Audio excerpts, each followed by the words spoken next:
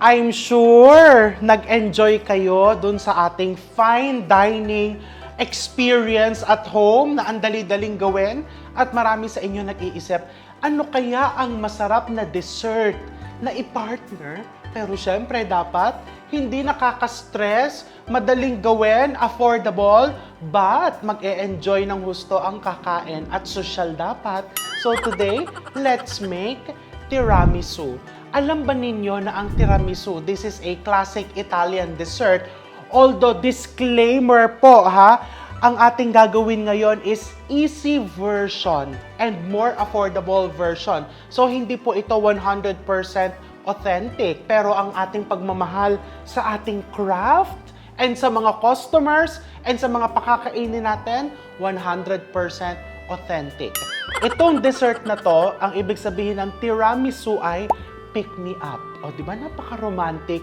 Pag pinakain mo yan sa special someone mo, o this dessert means pick me up. So, pick me up dahil sayong-sayo lang ako. O, di ba? Bongga. So, let's start.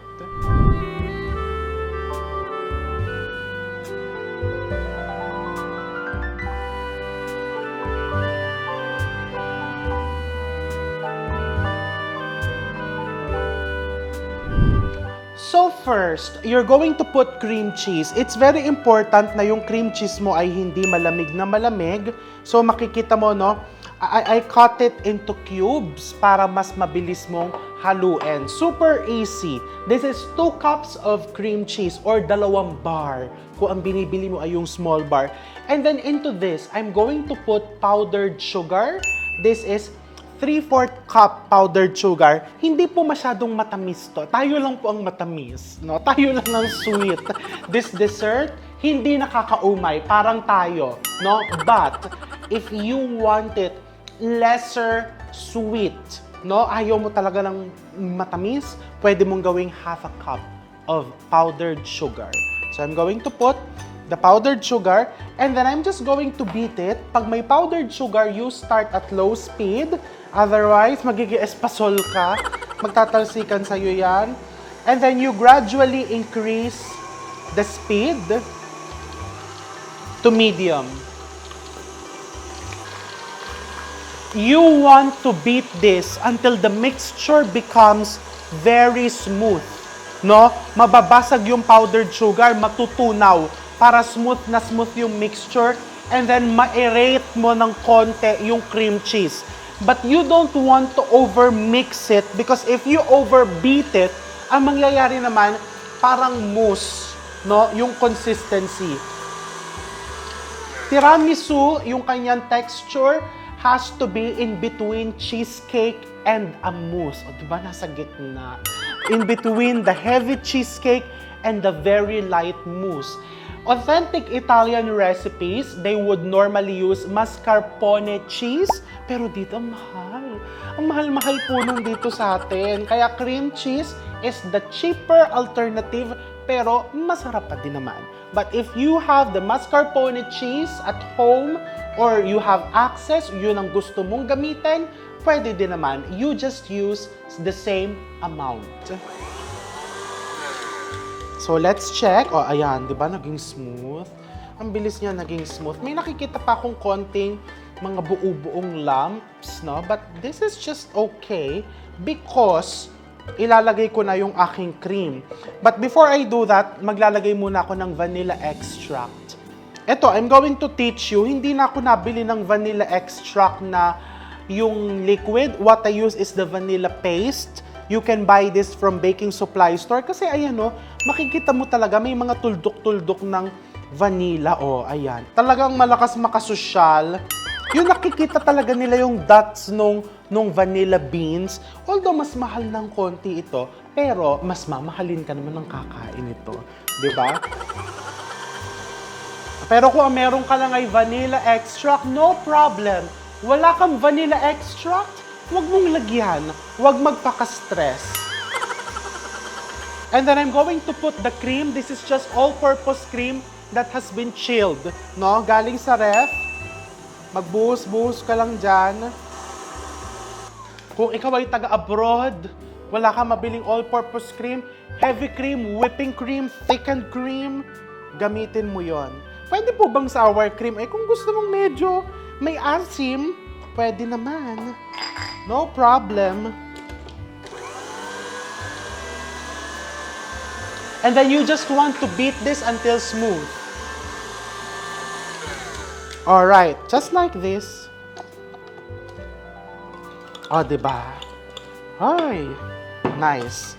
I don't put gelatin because this dessert is normally sinaserve mo na dun sa container, hindi mo na pinapalipat-lipat.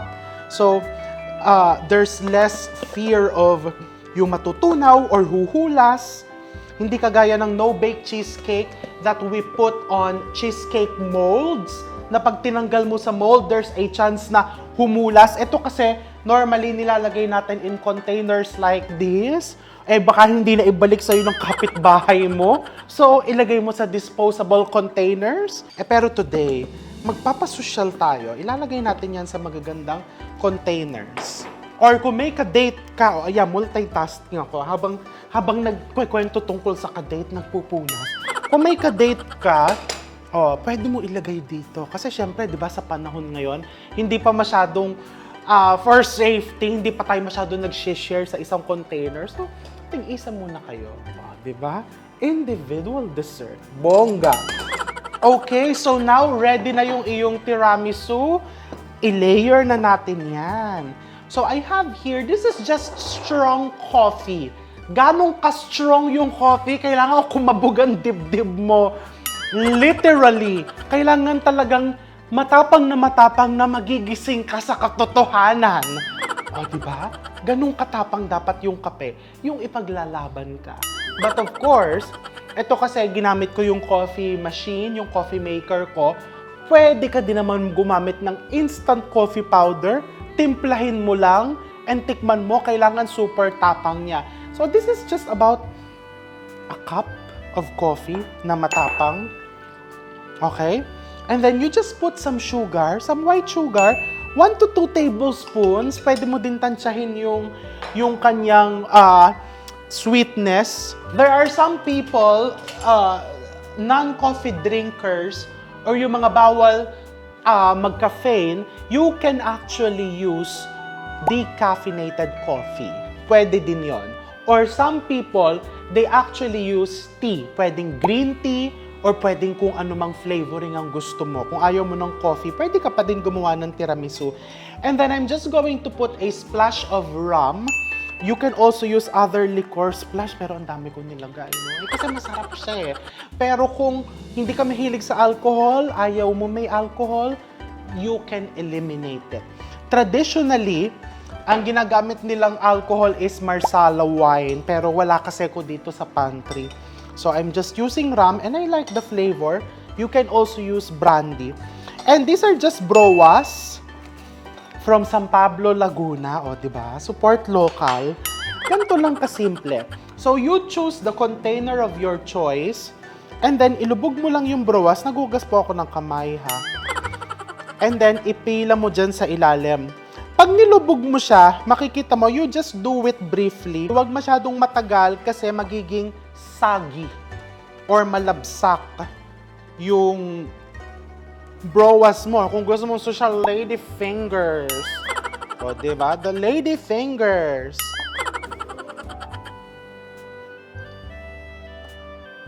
And then, you just put the layer, your cream cheese and cream layer. I'll just get an angled spatula just to level it. O, diba? Ayan ang sinasabi ko sa inyo, yung vanilla, o. Kitang-kita mo, ang bongga, no? Ay, ayan, sumama tuloy. Okay, press mo lang. A little bit more.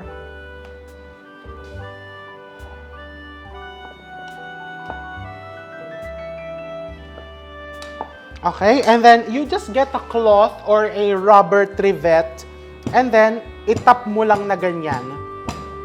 Para lang sigurado kang leveled na leveled. And then you put another layer of your lady finger. Hindi naman po kailangan pantay na pantay. Huwag kang ma-stress. Pag gumagawa ka ng mga ganito, just enjoy it. Parang ako, may kaibigan akong chef din. Yung sabi niya, naku, dapat mascarpone ginagamit mo, bla bla bla. Eh, alam mo, dito ako masaya kasi hindi ako nasa-stress. O, katulad niyan, kinulang sa kape, di gumawa ng kape. Uulitin ko, ganyan lang, huwag magpaka-stress. Oh, di ba? Talagang huwag ma-stress. Rum. A little bit of sugar. A little bit lang because the alcohol already contains sugar. Kulang pa yung coffee na yan. Ito put one more splash. Tikman nga natin. Mukhang napatapang to ng rum. Matapang na kape, matapang na rum, tatapang ka din. Okay, and then let's continue the layering.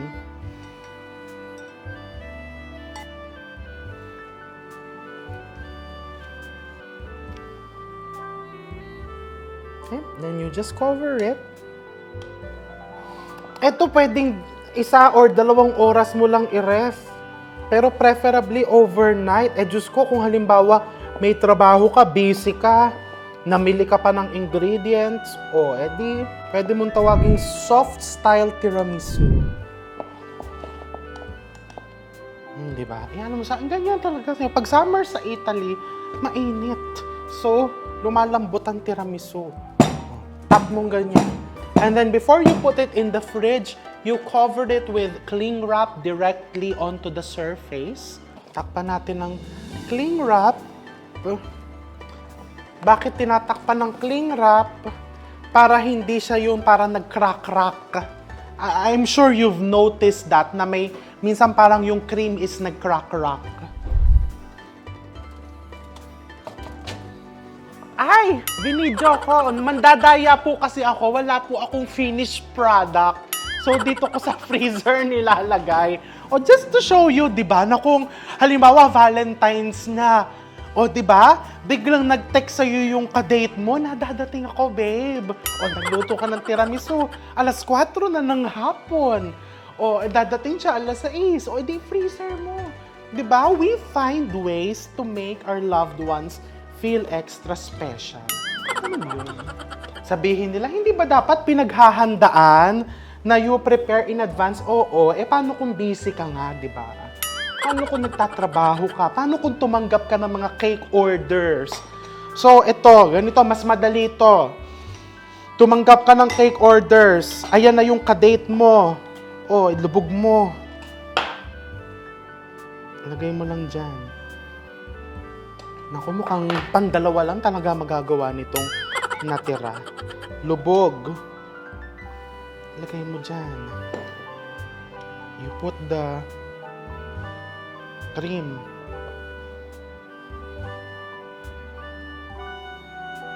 Ay, pang-3. Tingnan muna natin. I'll spread it out like that to just do. Hindi, pang-2 lang talaga. Okay, pang-2 lang. Talagang tayo yung 2 lang. Spread it out like that.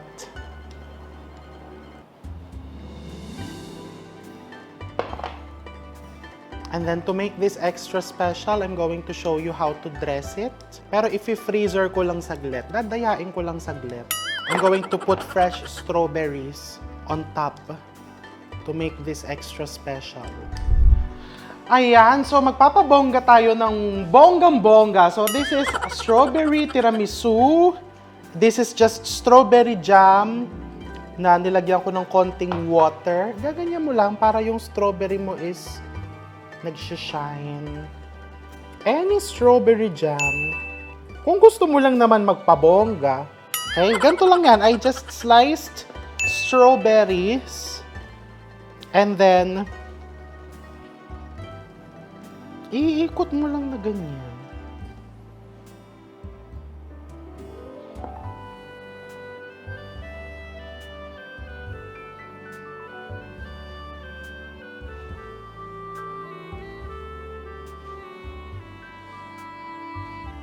'di ba? You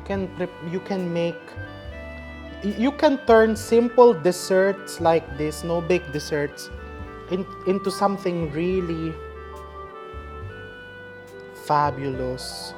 Okay? Make sure to brush it with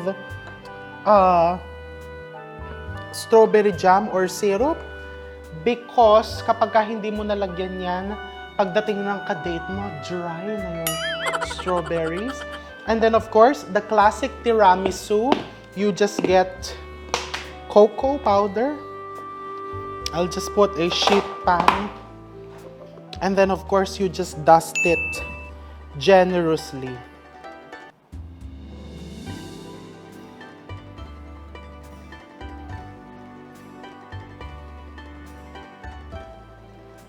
Okay. That's it. And then, pwede mo nang tikman. So, ito medyo malambot pa kasi dinaya ko lang yan. Pero meron ako dun sa ref, di ba? Okay, let's try this. Oh, hindi na naman siya super lambot kasi finreezer ko siya. But I have here in the fridge yung isang ginawa ko nung isang araw pa. This is not bad for an instant tiramisu. But if you want the perfect cut tiramisu, you put it in the fridge. You keep it there overnight. Eto 2 days na. And see, you will get that perfect layering. Oh, may nahulog. Perfect pa din yan. Diba? So the choice is yours. Whether you have the time or instant mo gagawin, walang problema. Pareho pong masarap yan. Pareho kang mapapasaya niyan. So tikman muna natin yung instant.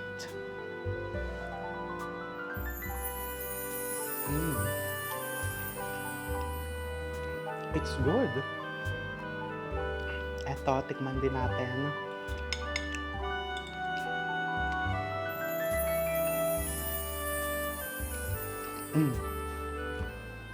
Mas masarap. Talagang dapat ito ang iserve mo sa Valentine's. Kasi kahit bago pa lang, masarap na. Habang tumatagal, mas sumasarap. So prepare your Valentine's dessert. Hindi ko na po titikman to kasi nanghihinayang kong kainin. At para yan sa amin ng ka-date ko, di ba? Just the two of us. So I'm going to see you all soon. Have a beautiful Valentine weekend and stay in love and stay safe.